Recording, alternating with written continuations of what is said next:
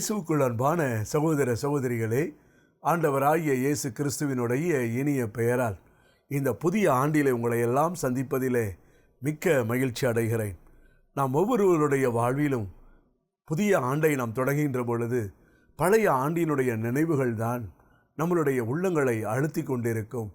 பழைய ஆண்டினுடைய துன்பங்கள், சோகங்கள் மற்றும் இயலாமைகள், நம்மளுடைய வாழ்க்கையில் ஏற்பட்ட துயர நிகழ்வுகள், இவை ஒவ்வொன்றும் நம்மளுடைய வாழ்வை அழுத்தி கொண்டு நமக்கு ஒரு அச்சத்தை ஏற்படுத்தி கொண்டே தான் இருக்கும் பிரியமானவர்களே.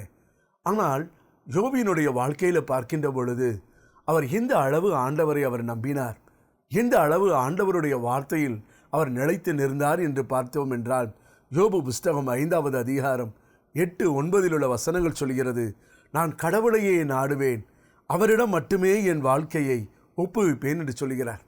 நான் நாடுவது கடவுளை தான் நாடுவேன், என் வாழ்க்கை முழுவதையும் அவரிடத்திலே ஒப்பு கொடுப்பேன். சில நேரத்தில் நாம் வாழ்க்கையில் ஆண்டவரிடத்தில் எந்த ஒரு காரியத்தையும் ஒப்பு கொடுக்காமல் இருக்கின்ற பொழுது, நம்மளுடைய வாழ்வை ஆண்டவரிடத்தில் அர்ப்பணிக்காமல் இருக்கின்ற பொழுது, கடவுளை நாம் நாடாமல் இருக்கின்ற பொழுதுதான் பலவிதமான துயரத்திலும் பலவிதமான துன்பத்திலும் நாம் அகப்படுகிறோம். ஆனால் யோபு தொடர்ந்து சொல்லுகிற பொழுது அவர் சொல்லுகிறார், ஆராய முடியா பெரியானவற்றையும் எண்ணிலடங்கா வியத்தகனவற்றையும் செய்பவர் அவரே என்று சொல்லுகிறார். உங்கள் வாழ்க்கையிலும் பிரியமானவர்களே, இந்த ஆண்டு உங்களை ஆண்டவர் ஆசீர்வதித்து உயர்த்த அவர் விரும்புகிறார். பெரிய காரியங்களை அவர் செய்ய விரும்புகிறார். அந்த பெரிய காரியங்கள் நம்மளுடைய வாழ்விலே செயல்படுத்த வேண்டுமென்றால் ஆண்டவரை நாம் முழுமையாய் நாம் நம்ப வேண்டும். ஆண்டவருடைய திருநாமத்தை நீங்கள் ஒவ்வொரு நாளும் உங்களுடைய நாவினாலே, உங்களுடைய உள்ளத்தியாலே நீங்கள் உச்சரிப்பு செய்ய வேண்டும். அதனால் தான் ஆண்டவராகிய இயேசு கிறிஸ்து யோவான் 14வது அதிகாரம் 14 உள்ள வசனத்தில் அவர் சொல்லுகிறார், நீங்கள் என் பெயரால் எதை கேட்டாலும் அதை நான் உங்களுக்கு செய்வேன். நீங்கள் எதை கேட்டுக்கொண்டு இருக்கிறீர்கள்? உங்களுடைய மகனுக்கு திருமணம் நடைபெறவில்லையே, என் மகளுக்கு நல்ல திருமணம் ஆசீர்வாதமாய் நடைபெற வேண்டும் என்றா? அல்லது உங்களுடைய குடும்பத்தில் இருக்கக்கூடிய கடன் தொல்லைகள், கஷ்டங்கள் இவைகளெல்லாம் நீங்க வேண்டுமென்றா? அல்லது உங்களுடைய தொழில் வியாபாரத்தில் ஏற்பட்ட போட்டி பொறாமைகளினால் நஷ்டம் அடைந்து, ஆண்டவரை இந்த ஆண்டாவது எங்களுக்கு ஒரு ஆசீர்வாதம் நிறைந்த ஒரு ஆண்டாக இருக்குமா என்று கவலைப்பட்டு கொண்டிருக்கிறீர்களா? அல்லது குழந்தை வரத்துக்காக, ஆசீர்வாதங்களுக்காக நீங்கள் ஏங்கி கொண்டிருக்கிறீர்களா? ஆண்டவர் தெல்ல தெளிவாய் சொல்கிறார் யோவான் 14:14, நீங்கள் என் பெயரால் எதை கேட்டாலும் அதை நான் உங்களுக்கு செய்வேன் என்று. ஒரு தாய் தகப்பனுக்குத்தான் தன்னுடைய பிள்ளைகளுக்கு எது தேவை என்று தெரியும். ஏற்ற நேரத்திலே அதை தாய் தகப்பன்கள் வாங்கி கொடுப்பார்கள். அதை போல தான் நம் ஆண்டவராகிய இறைவனும் ஆண்டவராகிய இயேசு கிறிஸ்துவும். பிரியமானவர்களே, நீங்கள் விவிலியத்தில் வாசித்து பார்க்கின்ற பொழுது திருப்பாடல் ஆசிரியர் தாவீது 145 இறை வார்த்தைகள் 18 உள்ள வசனத்திலே அவர் சொல்லுகிறார், எவ்வளவு அழகாக ஆண்டவரை அவர் நோக்கி அமர்ந்து இருந்து அதற்குரிய ஆசீர்வாதத்தை, அதற்குரிய வலிமையை, ஆற்றலை அவர் பெற்றுக்கொண்டார் என்பதை அவர் சொல்லுகிற பொழுது சொல்லுகிறார், தம்மை நோக்கி மன்றாடும் யாவருக்கும் உண்மையாய், தம்மை நோக்கி மன்றாடும் யாவருக்கும் ஆண்டவர் அண்மையில் இருக்கிறார் என்று. அவரை நோக்கி மன்றாடுகிற யாராய் இருந்தாலும் சரி, அவருக்கு அருகிலே நம் ஆண்டவராகிய இறைவன் இருக்கிறாராம். இன்றைக்கு உங்கள் அருகிலே இருந்து கொண்டிருக்கிறார், உங்களுடைய இல்லத்திலே இருந்து கொண்டிருக்கிறார், உங்களை பார்த்து கொண்டிருக்கிறார். என் பிள்ளைகள் எவ்வளவு வேதனையோடு, எவ்வளவு கஷ்டத்தோடு இந்த நிகழ்வுகளை பார்த்து கொண்டிருக்கிறார்கள். இந்த பிள்ளைகளுடைய வாழ்க்கையில் ஒரு நன்மையை செய்ய வேண்டும், இந்த பிள்ளைகளுடைய வாழ்க்கையில் ஒரு ஆசீர்வாதத்தை செய்ய வேண்டும். அந்த ஆசீர்வாதத்தை செய்வதற்கு தான் ஆண்டவர் இன்றைக்கு உங்களிடத்திலே ஒரு சில காரியங்களை அவர் எதிர்பார்க்கிறார். அந்த காரியம் என்ன தெரியுமா? அவருடைய திருப்பெயரை சொல்லி நீங்கள் மன்றாட வேண்டும். அவருடைய திருப்பெயரை உங்கள் நாவினாலே நீங்கள் உச்சரிக்க வேண்டும். அவருடைய திருப்பெயரை நீங்கள் ஓயாமல் அறிக்கை செய்து கொண்டிருக்க வேண்டும்.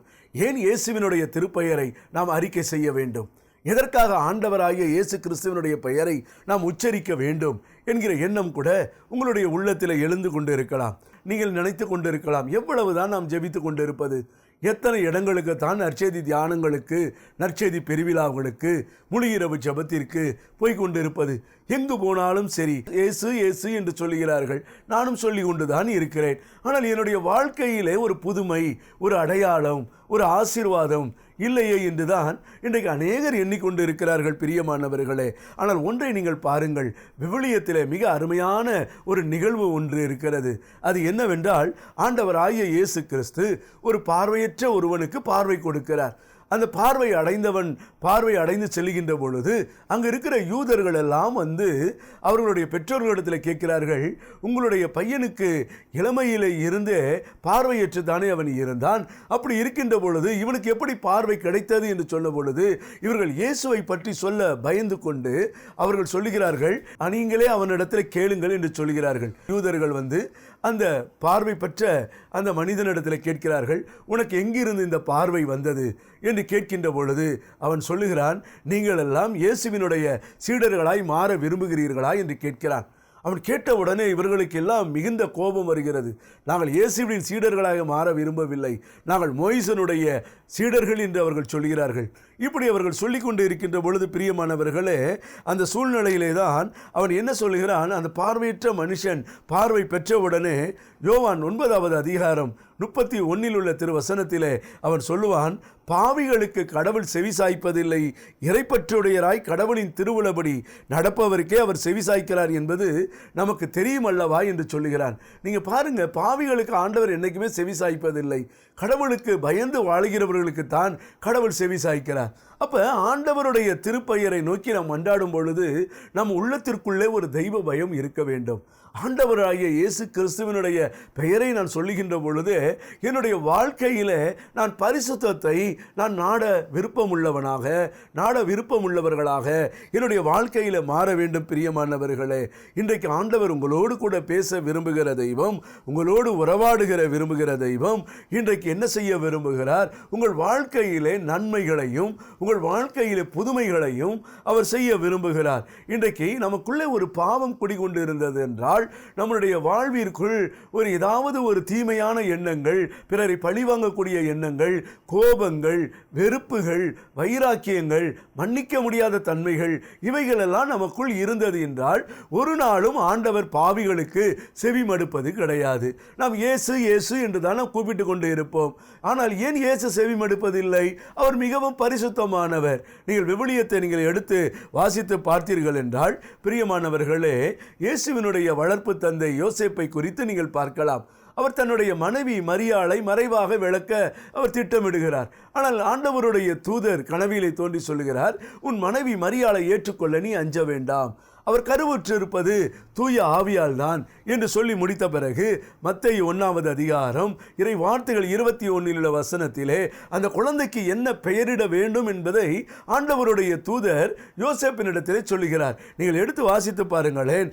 அவர் ஒரு மகனை பெற்றெடுப்பார், அவருக்கு இயேசு என பெயரிடுவீர், ஏனெனில் அவர் தம் மக்களை அவர்களுடைய பாவங்களிலே இருந்து மீட்டெடுப்பார். அப்ப இயேசு இயேசுன்னு நம்ம கூப்பிடும் பொழுது என்னுடைய பாவ சூழ்நிலையிலே இருந்து நான் மீட்க ஆசைப்பட வேண்டும்.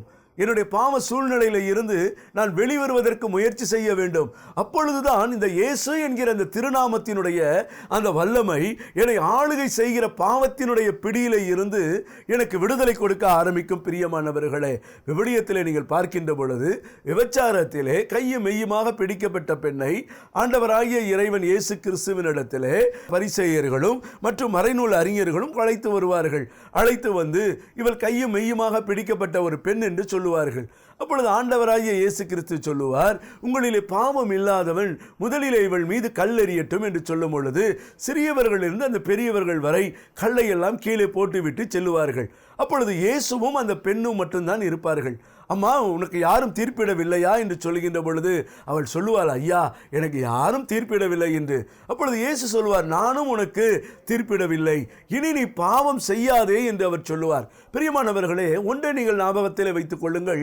இயேசு உங்களுடைய பாவத்தின் பிடியிலே இருந்து, பாவத்தினுடைய கொடுமைதனத்திலே இருந்து ஆண்டவர் இன்றைக்கு மீட்க விரும்புகிறார். உங்களுக்கும் எனக்கும் பாவத்தினால் வருகிற தீர்ப்பினால் நம்மை தண்டிப்பதற்கு அவர் வரவில்லை. அந்த பாவத்திற்கு விளைக்கரையும் கொடுக்கத்தான் ஆண்டவராகிய இயேசு கிறிஸ்து இந்த உலகத்திலேயே அவர் பிறந்தார். அப்படி என்றால் இயேசு என்கிற திருநாமத்திற்கு நம்மை ஒவ்வொருவரையும் பாவங்களிலே இருந்து மீட்டெடுப்பார் என்று பொருள். அப்படி என்றால் என்னுடைய குடும்பத்தில் இருக்கக்கூடிய எல்லா விதமான பாவங்கள், எல்லா விதமான குறைகள், எல்லா விதமான பலவீனங்கள் எல்லாவற்றிலே இருந்தும் நான் என்ன செய்யப்பட வேண்டும் என்றால் நான் மீட்கப்பட வேண்டும். அப்பொழுது இயேசு என்கிற நாமத்தை நான் உச்சரிப்பு செய்ய வேண்டும். இயேசுவே என் உள்ளத்திலே வாரும், இயேசுவே என்னுடைய பாவ சூழ்நிலைகளில் இருந்து, பாவ எண்ணத்திலே இருந்து எனக்கு விடுதலை கொடுக்க வாரும். இயேசுவே உம்முடைய தூய்மையில் பங்கெடுக்க எனக்கு வாரும். இயேசுவே உம்முடைய பரிசுத்தத்தில் என்னாலும் எங்கள் குடும்பங்கள் வாழ எங்களுக்கு நீர் உதவி செய்யும். இயேசுவே பாவ சோதனைகள் எங்களை ஆட்கொள்ளாதவாறு ஒவ்வொரு நாளும் எங்களை கரம்பிடித்து வழிநடத்த அருள்தாரும் என்று சொல்லி இயேசு என்கிற அந்த திருநாமத்தை உங்களுடைய வாயிலே நீங்கள் உச்சரித்து அதை நீங்கள் தொடர்ந்து சொல்ல சொல்ல சொல்ல உங்களுக்குள் இருக்கக்கூடிய பலவீனங்கள், உங்களுக்குள் இருக்கக்கூடிய குறைகளை எல்லாம் தூய ஆவியானவர் சுட்டிக்காட்டி அவர் ஆண்டவரோடு இணைய செய்து உங்களை பாவத்தினுடைய பிடியிலே இருந்து அவர் விடுதலை கொடுக்க ஆரம்பிப்பார். பிரியமானவர்களே, புனித ஜெம்மா கல்கானியை குறித்து, அந்த புனிதையை குறித்து நீங்கள் கேள்விப்பட்டிருப்பீர்கள். இவர்களை குறித்து திருச்சபையினுடைய போதனை என்ன சொல்கிறது என்றால், இவர்கள் பாடுகளுடைய மகள் என்று அழைக்கப்படுகிறார்கள். இவர்களுடைய வாழ்க்கையில பார்த்தீர்கள் என்றால் பிசாசானவன் பலவிதமான உபத்திரவங்களையும் மன ரீதியாகவும் அவர்களுடைய வாழ்க்கையிலே துன்பத்தை அவன் கொடுத்து கொண்டே இருப்பான். அவன் எப்படி துன்பப்படுத்துவான் என்றால், எப்பொழுதுமே புனித செம்மா கல்கானியினுடைய பாவங்களை அவன் சொல்லி காண்பித்து கொண்டே இருப்பான். நீ ஒரு பாவி, உனக்கு பாவ மன்னிப்பே கிடையாது, கடவுள் உனக்குன்னு ஒரு தண்டனையை வைத்திருக்கிறார், அந்த தண்டனையை நீ அனுபவித்து தான் நீ ஆக வேண்டும் என்று சொல்லி ஒரு குற்றவழி உணர்வை எப்பொழுதுமே இந்த செம்மா கல்கானியினுடைய உள்ளத்திலே இந்த உலகத்தின் அதிபதி விதைத்து கொண்டே இருப்பானாம். அப்பொழுது செம்மா கல்கானி என்ன செய்வார்களாம் தெரியுமா? ஒரு பக்கத்தில் அச்சம் மேற்கொண்டிருந்தாலும் மறுபக்கத்திலே ஆண்டவர் இயேசு என்னுடைய பாவங்களை மன்னித்தவர் அல்லவா, என்னுடைய அக்கிரமங்களிலிருந்து எனக்கு மீட்பு கொடுக்க இந்த உலகத்திலே வந்தவர் அல்லவா என்று சொல்லி அவர்கள் என்ன செய்வார்களாம் தெரியுமா?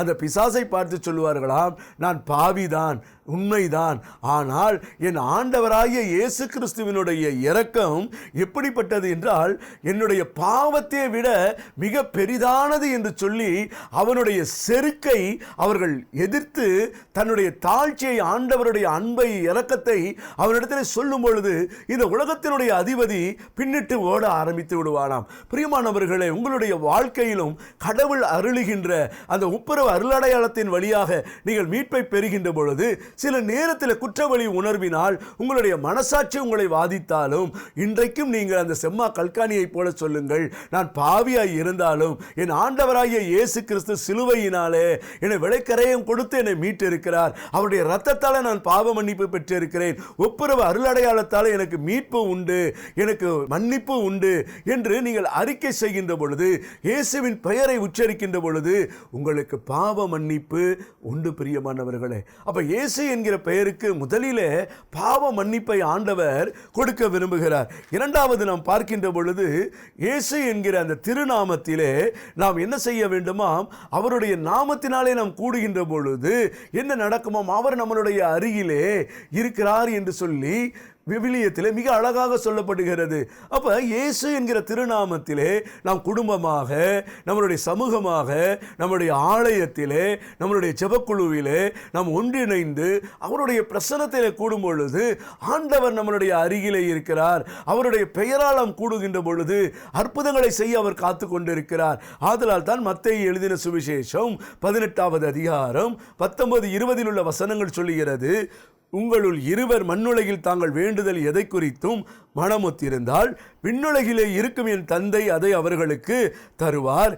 ஏனெனில் 2 அல்லது 3 பேர் என் பெயரின் பொருட்டு, 2 அல்லது 3 பேர், அப்பா இருக்கலாம், அம்மா இருக்கலாம், தாத்தா பாட்டி இருக்கலாம், இல்லை ஒருவேளை கணவன் மனைவியாக இருக்கலாம், பிள்ளைகளாக இருக்கலாம், குடும்பங்களாக இருக்கலாம், கூட்டு குடும்பங்களாக இருக்கலாம், நம்ம ஒன்று இணைந்து ஆண்டவருடைய பெயரால் ஒன்று கூடுகின்ற பொழுது அங்கே அவர்கள் நடுவில் நான் இருக்கிறேன் என்று சொன்னார். அப்போ இயேசு நம்ம நடுவில் இருந்தார்னா அந்த இடமே ஒரு குட்டி பரலோகமாகத்தான் இருக்கும். பிரியமானவர்களே, அப்போ நம்மளுடைய ஜெபத்திற்கு காவல் தூதர்கள் உடனேக்குடன் பதில் கொடுக்க ஆரம்பித்து விடுவார்கள். அப்போ என் குடும்பத்தில் நான் என்ன செய்ய ஆரம்பிக்கணும்னா, குடும்ப ஜெபத்திற்கு நான் முக்கியத்துவம் கொடுக்க ஆரம்பிக்கிறவனாய் இருக்கணும். ஒருவேளை நான் ஜெப வாழ்வில் ஈடுபட்டு இருந்தேன் என்றால், என்னுடைய ஜெப குழுவிலே, என் பங்கிலே செயல்படுகிற ஜெப குழுக்களிலே நான் இணைந்து நான் பணியாற்றக்கூடியவனாய் நான் இருக்க வேண்டும்.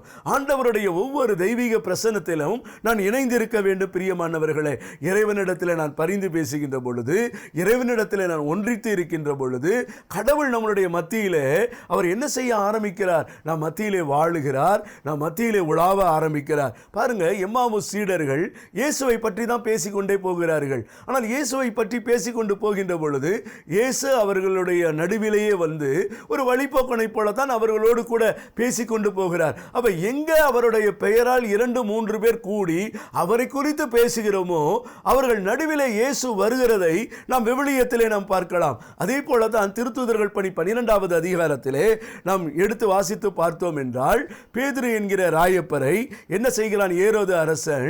யாக்கோப்பை, யோவானின் சகோதரனான யாக்கோப்பை வாளால் கொன்றது அந்த யூதர்களுக்கெல்லாம் மகிழ்ச்சி அடைந்ததுனால அவன் என்ன செய்கிறான்? பேதுருவை தூக்கி சிறையில் போடுகிறான். அந்த பேதுருவை தூக்கி சிறையிலே போடுகின்ற பொழுது என்ன நடைபெறுகிறது? நீங்கள் எடுத்து வாசித்து பார்த்தீர்கள் என்றால், திருத்தூதர்கள் பணி 12வது அதிகாரம் 5 உள்ள வசனத்திலே, பேதுரு இவ்வாறு சிறையிலே இருந்த பொழுது திருச்சபை அவருக்காக கடவுளிடம் மன்றாடியது. அப்ப ஒன்றை நீங்க ஞாபகத்தில் வச்சுக்கொள்ளுங்க. சில நேரத்தில் நம்மளுடைய குடும்பத்தில் இருக்கக்கூடிய உறவினர்களோ அல்லது நண்பர்களோ அல்லது நம்மளுடைய வாழ்விலே நாம் பயணிக்கின்ற பொழுது வேலை தளத்தில் இருக்கக்கூடிய நண்பர்களோ அல்லது நம்ம ஆண்டவருக்கு பணி செய்து கொண்டிருக்கின்ற பொழுது அன்பியங்களிலேயோ பக்த சபைகளிலேயோ அல்லது ஜெபக்குழுகளிலேயோ நாம் கூட இருக்கிறவர்களை எதிர்ப்பு தெரிவித்து நம்மை அழிக்க நினைக்கின்ற பொழுது, எந்த ஒரு சிறையிருப்பு நம்மளுடைய வாழ்க்கையில் இருந்தாலும் பிரியமானவர்களே, நமக்காக ஒருவர் அடுத்தவர்கள் ஜெபிக்க ஆரம்பித்தார்கள் என்றால், இயேசுவின் பெயரால் கூடி ஜெபிக்க ஆரம்பித்தார்கள் என்றால், அந்த ஜெபம் என்ன செய்ய ஆரம்பிக்கும்? அற்புதங்களை செய்யக்கூடியதாய் மாற ஆரம்பிக்கும். திருத்தூதர்கள் பணி 12வது அதிகாரம் 5 உள்ள வசனத்தை நீங்கள் வாசித்து பார்த்தீர்கள் என்றால், பேதுரு இவ்வாறு சிறையில் இருந்த பொழுது திருச்சபை அவருக்காக கடவுளிடம் உருக்கமாக மன்றாடியது. அப்ப என்ன நடைபெற ஆரம்பிக்குது? நீங்க 2-3 பேர் ஆண்டவருடைய பெயரால் கூடி ஜெபிக்க ஆரம்பிக்கின்ற பொழுது, பேதுருவுக்காக திருச்சபை மன்றாட ஆரம்பிக்கின்ற பொழுது, மார்க் எனப்படும் யோவானுடைய தாய் மரியாளுடைய வீட்டில் ஒன்று கூடியிருக்கின்ற பொழுது, அங்கு ஆண்டவருடைய தூதர் பேதுரு சிறையில் தூங்கி கொண்டிருக்கிற பேதுருவை தட்டி எழுப்பி எழுந்திடும் என்று கூற சங்கிலியில் அவர் கைகளிலே இருந்து விழுந்தன. அப்போ உங்கள் வாழ்க்கையில் எந்த சங்கிலிகளால், எந்த பிரச்சனைகளினால் நீங்கள் பிடிக்கப்பட்டு இருந்தாலும், எந்த தடைகளில் நீங்கள் விழுந்திருந்தாலும், ஆண்டவர் என்ன செய்வார்? உங்களுடைய வாழ்க்கையில் இருக்கிற பிரச்சனைகளை எடுத்து மாட்டுவார். எகிப்து நாட்டினுடைய துறவரத்தினுடைய தந்தை என்று அழைக்கப்படக்கூடிய புனித அந்தோனியாருடைய வாழ்க்கையில் பார்க்கின்ற பொழுது, பாலைவனத்திலே தனிமையாய் அவர் இருந்து கொண்டு ஆண்டவரிடத்தில் ஜெபித்து கொண்டு இருக்கின்ற பொழுது, சாத்தான் அவருக்கு பலவிதமான துன்பங்களை, பலவிதமான பிரச்சனைகளை அவருடைய வாழ்க்கையில் கொடுக்க ஆரம்பிக்கிறான். அப்படி கொடுக்க ஆரம்பிக்கின்ற பொழுது 3 நிலைகளிலே பிசாசானவன் எகிப்திய அந்தோனியாரை சோதிக்க ஆரம்பிக்கிறார். முதல்ல என்ன செய்யறானா, உலக கவலைகளை கொடுக்கிறான். ஏன்னா இவர் துறவர வாழ்வில் வராரு. துறவர வாழ்வில் வந்துட்டா அநேக பேர் இவரை பின்தொடர்வார்கள் என்று சொல்லி அவன் என்ன செய்கிறான்? இவ்வளவு செல்வத்தை நீ விட்டு வந்திருக்கிறாயே, உன்னுடைய தங்கை அங்கு பாதுகாவலற்று இருக்கிறாளே என்கிற உலக கவலையை அவருடைய உள்ளத்தில் விதைக்கிறான். இரண்டாவது அவன் என்ன செய்ய ஆரம்பிக்கிறான் என்றால், அவருடைய சரீர இச்சைகளை தூண்டுகிறான். அவர் ஆண்டவரிடத்தில் ஜெபித்துக் கொண்டு இருக்கின்ற பொழுது ஒரு பெண்ணை அழைத்து வந்து அவர் இவரிடத்தில் அன்பாய் பழகுவதைப் போல இச்சைகளை தூண்டி பாவத்தினுடைய எண்ணங்களை தூண்ட ஆரம்பித்து இயேசுவினுடைய அன்பிலே இருந்து பிரிக்க ஆரம்பிக்கிறான். மூன்றாவது அவன் என்ன செய்ய ஆரம்பிக்கிறான் என்றால், உடல் ரீதியான தாக்குதல்களை அவன் கொண்டு வருகிறான். அவர் ஒரு இடத்துல ஜெபித்துக் கொண்டு இருக்கின்ற பொழுது பெரும் படையுடன் பிசாசு வந்து அவரை சிங்கத்தை போல, பாம்பை போல, கரடியை போல ஆக்ரோஷமாய் அவரை தாக்கி, அவரை கொடூரமாய் தாக்கி, அவரை கீழே விழுத்தாட்டி செய்து காயத்தை உண்டு பண்ணி மயக்கம் அடையும் வரைக்கும் துன்பப்படுத்த ஆரம்பிக்கிறான். அப்ப அவர் செஞ்சது என்ன தெரியுமா? இயேசு என்கிற பெயரை உச்சரித்து சிலுவை அடையாளத்தை வரைந்தவுடனே இந்த துன்பங்கள், இந்த சோதனைகள் எல்லாம் அவரை விட்டு விலகி போகின. விண்ணக தந்தையாக இருக்கக்கூடிய இறைவன் எல்லா பெயருக்கும் மேலான ஒரு பெயரை ஆண்டவராகிய இறைவன் இயேசு கிறிஸ்துவுக்கு கொடுத்தார். அதனால் பவுல் அடிகளார் மிக அழகாக சொல்வார். பிலிப்பியருக்கு எழுதின நிருபம் 2வது அதிகாரம் 6 இருந்து 9 உள்ள திருவசனத்திலே, கடவுள் வடிவில் விளங்கிய அவர் கடவுளுக்கு இணையாய் இருக்கக்கூடிய நிலையை வலிந்து பற்றி கொண்டிருக்க வேண்டியதொன்றாய் கருதவில்லை. ஆனால் தம்மையே வெறுமையாக்கி அடிமையின் வடிவை ஏற்று மனிதருக்கு ஒப்பானார். மனித உருவில் தோன்றி சாவை ஏற்கும் அளவுக்கு கீழ்ப்பணிந்து தம்மையே தாழ்த்தி கொண்டார்.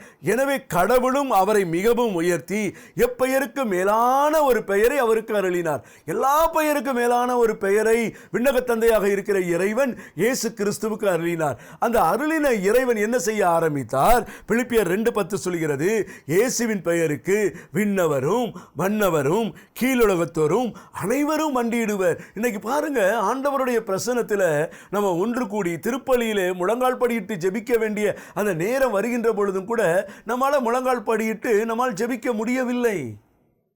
ஏன் இன்னைக்கு ஜெபிக்க முடியவில்லை? கடவுளுடைய பிரசன்னத்தில் அவர் யார், அவர் எப்படிப்பட்டவர், எவ்வளவு தூய்மை நிறைந்தவர் என்பதை இன்னைக்கு நம்ம மறந்து போய்விட்டோம். சில நேரத்தில் அது சரீரத்தினுடைய பலவீனங்களாக இருக்கலாம், முட்டி வலிகளாக இருக்கலாம், முட்டியில காயமாக இருக்கலாம். ஆனால் இன்றைக்கு நல்லா இருக்கக்கூடிய நாம் கூட சில நேரத்தில் முழங்கால் படியிட தவறிடுகிறோம். ஆனால் விவிலியத்தில் ஆண்டவர் தெளிவாக சொல்கிறார், விண்ணவரும் மன்னவரும் கீழுலகத்தோரும் ஆண்டவருடைய திருப்பெயருக்கு மண்டியிடுவர் என்று சொல்கிறார். அப்போ நான் ஆண்டவரிடத்தில் நான் மண்டியிடுகிற பொழுது என் விண்ணக தந்தையினுடைய திருவுளத்தை, அவருடைய விருப்பத்தை, அவருடைய ஆசையை என்னுடைய வாழ்க்கையிலே நான் என்ன செய்ய ஆரம்பிக்கிறேன்? செயல்படுத்த நான் ஆரம்பிக்கிறேன். அப்பொழுது ஆண்டவராகிய இறைவன் என்னுடைய வாழ்க்கையில் நன்மைகளை, ஆசீர்வாதங்களை தருவார். ஏன் அவர் சொல்கிறார் விண்ணவர் என்று?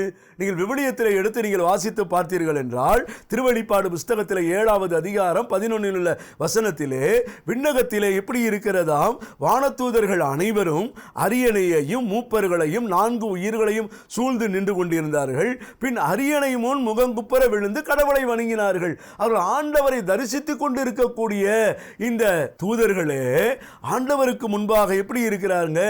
அவங்க ஆண்டவரை ஆராதித்து வணங்கி தெண்டனிட்டு வணங்குகிறார்கள். இன்னைக்கு எத்தனை பேருங்க ஆண்டவருக்கு முன்னாடி சாஷ்டாங்கமாக விழுந்து அவருடைய திருப்பெயரை நம்ம உயர்த்தி இருக்கிறோம்? இன்னைக்கு நம்மளால் அதெல்லாம் செய்ய முடியுதா?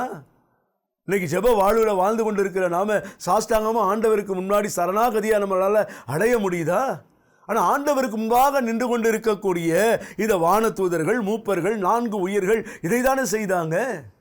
ரெண்டாவது நீங்க பார்க்கலாம், மன்னவர்கள், இந்த உலகத்தில் வாழ்ந்த மன்னவர்கள், மன்னகத்தில் வாழ்ந்து கொண்டிருக்கிற நீங்களும் நானும், ஆண்டவராகிய இயேசு கிறிஸ்து குழந்தை பாலகனாய் அவர் பிறக்கின்ற பொழுது அன்னை மரியாளுடைய அந்த கரங்களில் அவர் இருக்கின்ற பொழுது கீழ் திசையில் இருந்து 3 ஞானிகள் வருகிறார்கள். அந்த 3 ஞானிகளும் என்ன செய்ய ஆரம்பிக்கிறார்கள் தெரியுமா? நீங்கள் விவிலியத்தை எடுத்து வாசித்து பார்த்தீர்கள் என்றால், மத்தேயு 2வது அதிகாரம் 11 உள்ள வசனத்திலே, வீட்டிற்குள் அவர்கள் போய் குழந்தையை அதன் தாய் மரியா வைத்திருப்பதை கண்டார்கள். நெடுஞ்சான் கிடையாய் விழுந்து குழந்தையை வணங்கினார்கள். அப்ப நெடுஞ்சான் கிடையாய் ஆண்டவராகிய இயேசு கிறிஸ்து என்கிற அந்த திருப்பெயருள்ள அந்த நாமமாக இருக்கக்கூடிய குழந்தை பாலகனை அவர்கள் நெடுஞ்சான் கிடையாய் விழுந்து அவர்கள் வணங்கினார்கள். அப்ப நம்ம ஒவ்வொரு முறையும் நம்ம தனிமையிலே திவ்ய நற்கரை சந்திக்கின்ற பொழுது நான் முழங்கால் போடுவது மட்டுமல்ல, நான் நெடுஞ்சான் கிடையாய் விழுந்து நான் ஆண்டவரை ஆராதிக்க நான் கற்றுக்கொள்ள வேண்டும். ஆண்டவர் விரும்புகிறார்.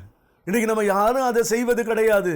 நம்ம அமர்ந்து கொண்டே ஜெபம் பண்ணுறோம், படுத்துக்கொண்டு ஜெபம் பண்ணுறோம், காலை நீட்டி கொண்டு ஜெபம் பண்ணிக்கிட்டு இருக்கிறோம், எல்லாம் நம்ம செஞ்சுக்கிட்டு இருக்கிறோம். நம்மளுடைய தேவைகளுக்காக, நம்மளுடைய உடல் ரீதியாக இருக்கிற காரணங்களுக்காக ஆண்டவருக்கு முன்னாடி அப்படி இருக்கிறோம். ஆனால் பாருங்க, ஆண்டவரை தேடி வந்தவர்களெல்லாம் எப்படியெல்லாம் அவரை தொழுது கொண்டார்கள், எப்படியெல்லாம் அவருடைய திருநாமத்தை ஆராதித்தார்கள் என்பதை பார்க்கலாம். மூன்றாவது, கீழுலகத்தோர் அனைவரும் ஆண்டவருக்கு முன்னாக மண்டியிடுவர் என்று பவுலடிகளார் சொல்கிறார். விண்ணக தந்தை அதை தான் விரும்புகிறார் என்று. அப்ப கீழுலகர்னா யார் என்று பார்க்கின்ற பொழுது, கத்தோலிக்க மறைக்கல்வி ஏடு 632 635 கூறுவது போல, இயேசு மரித்த பிறகு அவர் ஆவியிலே பாதாளத்திற்கு அவர் செல்லுகிறார். அந்த பாதாளத்திற்கு அவர் செல்லுகின்ற பொழுது அங்கு சிறைப்பட்ட ஆன்மாக்களுக்கு அவர் நற்செய்தியை அறிவிக்கிறார். இந்த நற்செய்தி அறிவிக்கின்ற பொழுது அந்த ஆன்மாக்கள் இயேசுவினுடைய நற்செய்தியை கேட்டு ஆண்டவரை தன்னுடைய இரட்சகராகவும் மீட்பராகவும் ஏற்றுக்கொண்டு அவரை தொழுதார்கள் என்று கத்தோலிக்க திருச்சபையினுடைய மறைக்கல்வி ஏடு நமக்கு போதிக்கிறது. அப்ப நாம கடவுளுடைய திருநாமத்தை நாம் உயர்த்தும் பொழுது, இயேசுவினுடைய திருநாமத்தை உயர்த்தும் பொழுது, அவரை நான் என்ன செய்ய வேண்டும்? நான் சாஷ்டாங்கமாய் விழுந்து முழங்கால் படியிட்டு அவரை தொழுது கொண்டு அவருடைய திருநாமத்தை உயர்த்துகின்ற பொழுது, என் வாழ்க்கையில் இருக்கிற எல்லா தீமைகளையும், எல்லா துன்பங்களையும், எல்லா துயரங்களையும் ஆண்டவர் எடுத்து மாற்றுவார். அன்புக்குரியவர்களே, இன்று ஆண்டவருடைய திருநாமத்தை நினைத்து உயர்த்தி இந்த வேளையிலே ஆண்டவரிடத்தில் ஜெபம் செய்வோமா? கண்களை மூடி நாம் ஜெபம் செய்வோம். உங்களை நேசிக்கிற அன்பின் பரலோக பிதாவாகிய தெய்வமே, இந்த நிகழ்ச்சிகளை பார்த்து கொண்டிருக்கக்கூடிய உம்முடைய பிள்ளைகள் ஒவ்வொருடைய வாழ்விலும் ஆண்டவரே, நீர் எங்களுக்கு செய்து வருகிற ஒவ்வொரு நன்மைகளை நினைத்து உமக்கு நாங்கள் நன்றி செலுத்துகிறோம். எங்களுக்கு ஒரு புதிய ஆண்டை நீர் கூட்டி கொடுத்திருக்கிறீர். உம்முடைய தயவு, உம்முடைய இரக்கத்திற்காய் நாங்கள் நன்றி செலுத்துகிறோம். ஆண்டவரே, இந்த நிகழ்வுகளின் வழியாக உம்முடைய மகனுடைய திருநாமத்தை நாங்கள் அறிக்கை செய்கின்ற பொழுது, எங்களுடைய வாழ்க்கையில நடைபெறக்கூடிய நிகழ்வுகளை, அற்புதங்களை, அடையாளங்களை ஆண்டவரே இந்த நற்செய்தியின் வழியாக நாங்கள் கண்டு உணர செய்தமைக்காய் உமக்கு நாங்கள் நன்றி செலுத்துகிறோம். ஆண்டவரே, இந்த பிள்ளைகள் இயேசு என்கிற பெயரை உச்சரிக்கின்ற பொழுது, இயேசுவே ஆண்டவர் என்று உச்சரிக்கின்ற பொழுது, இயேசுதான் எங்களுடைய மீட்பர் என்று உச்சரிக்கின்ற பொழுது, இயேசு எனக்காக மரித்தார், எனக்காக உயிர்த்தார், எனக்காக மீண்டும் வருவார் என்று அறிக்கை செய்கின்ற பொழுது, மெசியா என்று சொல்லுகின்ற பொழுது, மரியாளின் மைந்தனை என்று சொல்லுகின்ற பொழுது, தாவீதின் குமாரனை என்று சொல்லுகின்ற பொழுது, உம்முடைய வல்லமை, உம்முடைய அற்புதங்கள், உம்முடைய அடையாளங்கள் பிள்ளைகளுடைய வாழ்க்கையிலே நடைபெற வேண்டுமா இந்த வழியிலே ஜெபிக்கிறோம். ஆண்டவரே, தீயவன் கொடுக்கக்கூடிய அனைத்து தந்திரங்களிலே இருந்தும், தீயவன் கொடுக்கக்கூடிய அனைத்து உபத்திரங்களிலே இருந்தும் இந்த பிள்ளைகள் மீட்க இயேசு என்கிற நாமத்தை கையிலே எடுத்து திருச்சிலுவை அடையாளம் வரைந்து உம்முடைய நாமத்தை உயர்த்தி சொல்லுகிற பொழுது,